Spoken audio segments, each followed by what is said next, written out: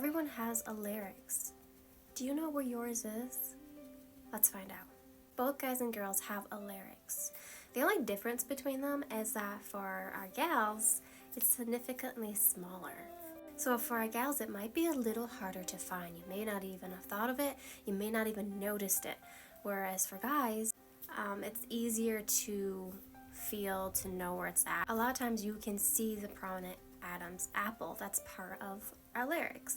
And inside our larynx holds our vocal cords. So there's a few ways that we can bring attention to our awareness of where our larynx is. We can just feel down our throat.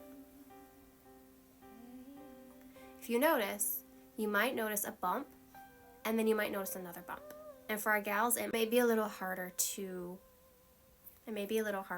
know where that's at, but it's there.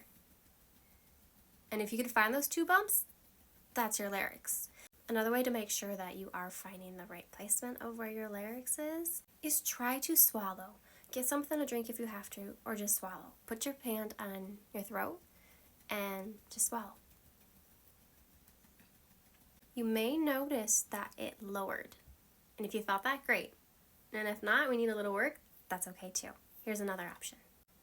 Try yawning. The larynx naturally lowers when you yawn, so you might feel it that way too. Now you can trick your body into yawning. This is a skill that can be learned, or you already have it, so try that.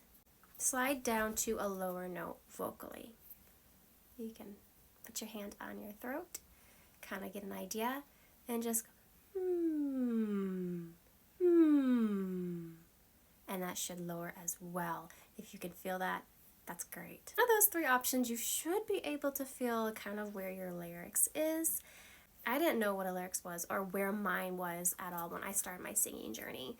So the more you know, the more awareness you can bring to it, and the better it can roll over into your life of singing or love of music.